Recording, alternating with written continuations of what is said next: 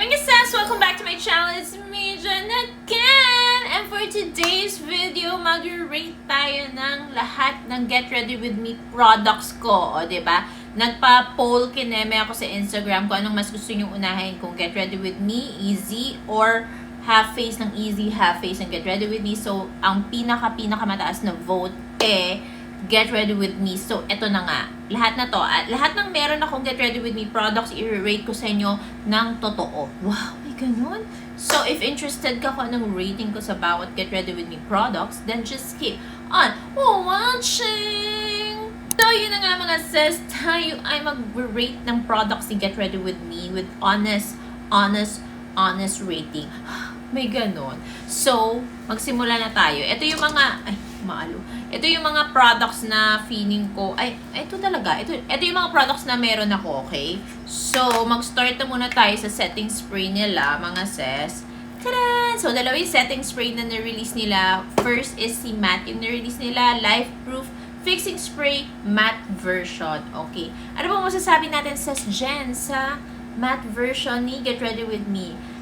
This one is 10/10 siya. O, diba? Lalo na sa mga oily girls natin dyan, 10/10. Alam naman natin na to, sobrang minahal natin to bago lumabas yung Radiant, diba? Kaya naman masasabi ko talagang maganda siya. Nakailang repurchase ako nito, parang nakalima ata ako. So, sobrang love na love ko to. Kasi talagang karelyebo niya si Maring Charlotte Tilbury. And bago dumating si Maring Charlotte Tilbury, ito talaga yung ginagamit ko. Okay? So, ang rate ko dito is 10/10. O, diba? 5 stars to. O, lahat na ng rate. O, basta perfect siya. I love this. As in, talagang sure na sure ako na hindi kayo iiwan sa ere nito. And lalo na pag nag-event ka or pumunta ka sa ganap na kailangan hindi ka mahulas. This is for you. This is for you. Kaso nga lang sold out siya ngayon. So, antayin nyo mag-restock sila. Pero, alam ko meron ata silang stock nito dun sa shop nila or sa store nila sa may Baco or Cavite. Then, next naman mga sis is this one, the Radiant version mga sis. Ito may stock pa sila. May maliit at mayroong malaki. And I love this also. Alam niyo naman, ayan, nabawas na siya. Ito talaga karelyebo din to ni Maring Charlotte Tilbury kasi pareha sila na dewy yung effect, yung freshness. Buksan natin. Medyo hirap lang ako sa kanyang buksan siya, ha. Hindi ko alam kung bakit. Pero, I love this. Very refreshing. Okay sa akin yung amoy niya. And, naglalast din talaga yung makeup ko with this setting spray, mga sis. Kung gaano ko kamahal si matte, gano'n ko din naman siya kamahal. Kaso nga lang ngayon, kapag pinag-combine ko sila, or pag kinompare ko silang dalawa, mas gusto ko na si Radiant. Kasi alam niyo naman na mas gusto ko yung may glow, mga sis, diba? So, both of this, 10/10 sa akin. Push! Next naman, dun tayo sa una nating na-in-love. Dun tayo sa sobrang love talaga natin. Nag-start pa siya dati sa isang tube na ganon, na minahal ko talaga ng sobra. At dahil dun ay napansin tayo ni Miss May. Oh my God, thank you so much, Miss May. Sis May, Get Ready With Me for noticing me. But anyways, nag-release sila ng mas bonggang madaming shades at mas malaking packaging. Ayan. Ito sila. Ito yung pinaka-PR na binigay nila sa akin. Kaya naman nandito pa rin talaga siya sa akin. Hindi siya mawawala sa buhay ko. May pa ganon. So, ang rate ko naman dito, sa tagal na ginamit ko siya, okay, ang rate ko sa kanya is 9/10. Bakit 9/10? Okay. Parang ganon. Bakit 9/10? May times talaga na yung sinasabi nyo na may onting leak. Meron talaga siyang leak. Ayan. Pero hindi lahat, which is weird. Hindi lahat merong nagli-leak, pero may iba na nagli-leak. Gets nyo? So, yun yung medyo nakapag-turn off sa akin a little. Kasi, medyo messy siya kapag ganon. Kapag nag-travel ka, may onting leak siya. So, very not nice yun. But, the quality, the consistency of the product, very pigmented. Actually, ito yung parang naging dupe pa ni Rare Beauty na soft pinch blush nila, diba? So, I love the shade. Sobrang, alam mo, in fairness kasi kay Get Ready With Me, parang na-perfect nila yung paghanap ng magagandang shades. Alam na nila kung ano yung mga bet ng mga tao. Mapa Gen Z, millennial, and everything pa yan. Parang alam nila yung shades, no? Yun yung nakakapagtaka. Pero anyways, ayun nga. For me, 9/10 siya kasi ang dami talagang shades na magaganda. Lalo na si Pomelo. Sobrang love na love ko yun. And for its price, a little goes a long way. Ang tagal mo siyang magagamit. Imagine niyo naman yung akin. Nakailang swatch and live na ako para iswatchin niyo to, pero hindi pa rin siya nauubos. Ganun siya katatag. Ganun siya katatag, mga sis. Pero, again, very nice shades, very nice quality. I love this. This is 9 over 10 for me. Syempre, wag na tayong lumayo. Since nandun na tayo, doon na tayo sa glow tints. Itong glow tints naman sa akin, for me, this is mga 8 over 10. Parang pababa na pababa. Bakit pababa na pababa yung rating? Hindi, ito talaga, grabe, ang lakas nung leak niya. As in, ito, oh, parang mas madami pa yung natapon sa nagamit ko kasi nagli-leak siya. And hindi ko siya malagay sa mga travel, ayun, katulad nito. Hindi ko siya magamit or madala sa mga travel kit kineme ko kasi nga, ang messy niya, alam kong magkakalat siya. Pero maganda naman yung ano niya, ha. Don't get me wrong, maganda yung formulation niya. As in, ang dami nga na-inlove dito, diba? As in, pwede mo siyang gamitin pang base din muna, pang prep, ayan, mga ganyan. Sobrang nice naman niya. It's just that nagli-leak siya, yun yung problem. Yun lang, yung amoy din niya medyo hindi ko masyado fan ako, pero okay lang din naman. Hindi naman ako maarte sa amoy, pero may onting amoy lang siya na medyo masyado siyang matamis. But anyways, okay naman siya. Yun lang, yung packaging lang niya yung medyo di tayo okay. Kasi pag tumatagal-tagal, ayan, ito. Ito nyo, parang may crack siya dito. Ayan, may crack siya. Hindi ko naman siya nabaksak. But anyways, ayun. So, parang feeling ko packaging yung issue sa kanya. Pero yung quality and formulation, okay naman siya. So, for this one, ang rate ko is 8 over 10. Next naman, since nandun tayo sa packaging na ganon, balik tayo naman sa Radiance Tint. Okay, for the Radiance, mas bet ko yung old version ng packaging nila compared sa ngayon. Maganda siyang tignan, oo. Pero may onti din kasi siyang leak. Alam mo yun, onti lang naman. Pero still, kapag nag-travel ka kasi, kung may ganon, medyo pangit. Pero yung formulation niya, mas maganda ngayon. As in, mas maganda. Mas love ko kasi nung una, very dry. Hindi naman very dry. Saktong dry siya since dry skin ako. Kaya hindi ko siya masyado gusto. Kaya diba sinasabi ko, mas gusto ko pa rin si Easy & Co na concealer. Ito, umokay na siya ngayon kasi hindi na siya drying or hindi siya very matte sa na finish. And pinaka-favorite ko sa Radiance Tint is yung color corrector nila. Green, beige, and also light peach. Sobrang love ko talaga yun. And sabi ko sa inyo, kailangan ko yun sa buhay ko at kailangan nyo din sa buhay nyo. So, ito, ang rate ko dito is 9 over 10. I super love the new formula. I love the color correctors. I love them. Oh my God. Next naman is this one. This is their Sunstick ba? Shady Sunstick. Okay. This is their Shady Sunstick.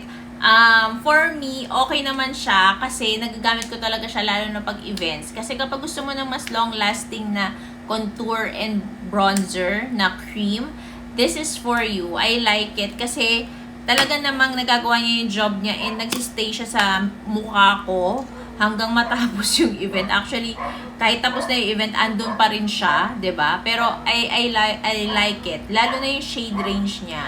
Very nice. Ayan. Okay na okay siya, mga sis. I like this.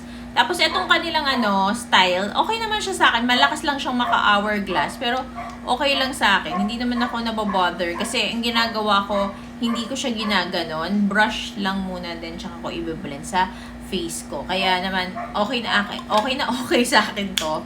So, ang rate ko for this one. And also pala, kaya gusto ko siya, parang dito kasi nila tinanggal yung parang frosty something. Yung mabilis dikitan ng makeup, tapos ang hirap tanggalin. Ito medyo glossy na siya. So, isang wipe mo lang, matatanggal na din naman agad yung makeup na nakadikit. Gets? Kaya, I like this. Medyo bulky lang siya pag dinagay mo sa makeup kit mo. Pero okay na din naman. So, ang rate ko dito is 9.5.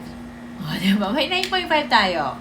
Next naman is their skin booster. Oh my God, this one, 10 over 10. Kasi I like it. Gamit ko siya ngayon pag talagang gusto ko ng extra glow sa skin ko and also feeling ko tuyot na tuyot ang pagmumukha ko. Then this is really perfect. I love it. Packaging, I love it. Wala pa akong leak dito, in fairness. Dito sa packaging na to, hindi pa siya nag-leak sa akin. Kaya naman gusto ko siya.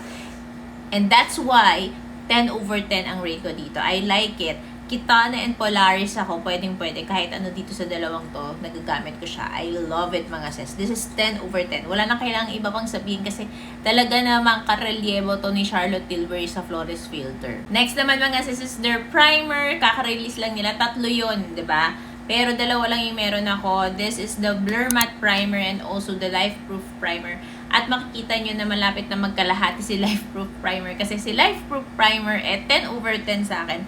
I super love it. Talagang it does its job. It really helps my makeup to last longer. And also, para mas mag-stick pa yung makeup ko. Sobrang okay na okay ito. Ano siya, parang hindi na nga ako bumibili ng e.l.f. Ito na talaga yung ginagamit ko. As in, talagang parang nakalimutan ko na si e.l.f. Ito na lang. Pero this one, mga sis, yung Blur Matte Primer niya, parang hindi ko masyado siya gamit. Sakto lang siya sa akin. So, ang rate ko dito is parang siguro mga 7/10. Okay lang siya. Sakto lang siya. Okay lang. Hindi ko masyado bet. Basta yung Life Proof Primer, sobrang bet ko. 10/10 sa akin yan.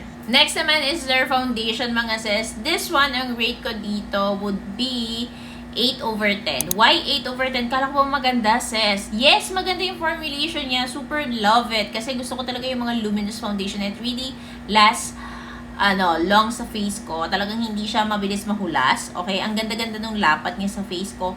Pero nga lang, yung shade range niya is ang dami, pero wala yung sakto sa akin. Gets mo? Parang nag-expect ako na may saktong shade na ako, pero wala pala. Pero yun yung nakakasad. Kasi ang dami na nung shade, pero wala pa rin ako. Pero alam ko naman, nagigets ko naman na may shade shifter. Mamaya natin pag-usapan yan. Pero again, syempre, yung iba, mas prefer nila yung saktong shade na nila agad, di ba? Kasi parang hindi ka gagastos pa ng extra para sa shade shifter. But anyways, I like the formulation. And bakit 8/10? Ba't hindi 9 na lang or 9.5, mga sis? Kasi nga, ewan ko kung ako lang, medyo messy siya. And may onti siyang leak. Actually, ito, papakita ko. Kasi parehas lang sila ng packaging ng shade shifter eh. Ayan o. Itong shade shifter na to, hindi ko siya madalas gamitin. Pero nagganyan siya. Nang nakatayo lang siya. Nakatayo lang siya ha. Wala siyang ginagawa. Pero naging ganyan siya. So, I don't know why. Pero same sila ng packaging. Kaya, ayun. Kaya siya 8/10. Pero maganda yung formulation niya. Kapag ginamit mong foundation, talagang maganda siya. Lalo na pag saktong-saktong shade mo, I love it, mga sis. So, this one is 8/10 for me, mga sis. Next naman is the shade shifter na nga. So, this one, for the shade shifter, parang 7/10 ang rate ko sa kanya kasi hindi ko siya masyado gamit. Since majority of my foundation naman is really halos ka-shade ko talaga. And feeling ko magiging perfect yung shade shifter para sa mga makeup artist or sa mga may majority na nabili na hindi nila ka-shade. Siguro, ganon. Pero, ayun. Yun nga, isa pang hindi ko bet sa kanya is yung packaging. Nag-leak siya ng ganyan.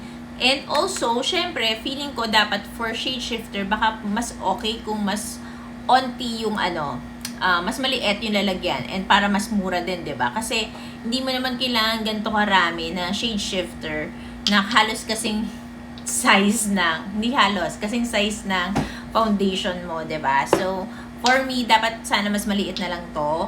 And, ang tawag dito, para mas mura sana. Tapos, yun, sana hindi siya nag-leak. Ganun.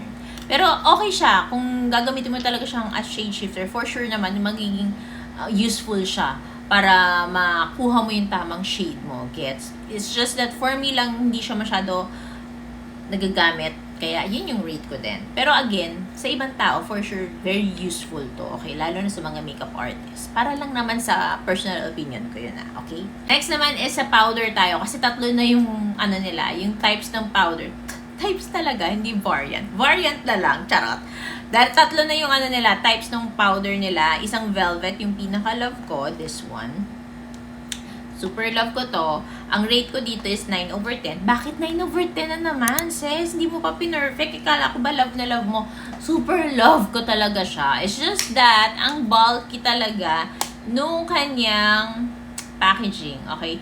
I really hope and pray na panipisin to ni Sis May. Pag pinanipis to ni Miss May, 1,000/10 na siya. Oh my God, 1,000/10. I love it. I love this powder foundation. I love this powder. Sobrang love ko siya. Siya talaga yung karelyebo ni Charlotte Tilbury powder ko. Alam nyo yan. Alam nyo yan. Hindi ko na kailangan mag-explain. Basta, super love ko siya. Packaging lang talaga yung problema niya sa akin. So, this one is 9/10 for me. Next naman mga sis is their translucent powder. This one, ang rate ko dito is 7/10. Why 7/10? Actually, ito yung gantong packaging. Sana gantong packaging na yung powder velvet. Sana ganto. Kasi I super love the packaging nito as in. It's just that yung laman naman niya, yung hindi ko masyado gusto. Pero sa iba, gusto nila to eh. Pero ako, hindi masyado. Kasi may onti siyang parang si BLK, yung may onting shimmer. Alam niyo yun, may onting parang glitter na ewan ko. Tapos, hindi, ewan ko, parang hindi siya ganun ka-perfect pag nilalapat ko siya sa skin ko. Parang mas perfect pa rin si Get Ready With Me Velvet. Last for the powder is this one, their loose powder. I love it. I love it. Ang rate ko dito is 9/10. O, bakit na naman 9/10? Eh, kasi walang tas hindi pa ako nakinig kay Sis May na kailangan hindi pala tatanggalin lahat ng sticker para kalahati lang, para hindi sobrang messy. Pero I love this. Alam niyo kung ba't ko love siya? Para siyang loose powder nung velvet. Kasi ito talaga nakaka-blur din and matte.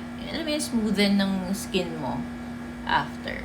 I like this. So, for the loose powder, 9/10. Okay, sa lips naman tayo mga sis. Of course, their lips pick. Sobrang love na love ko to. As in yung, alam niyo yan, nag-viral ang feeling.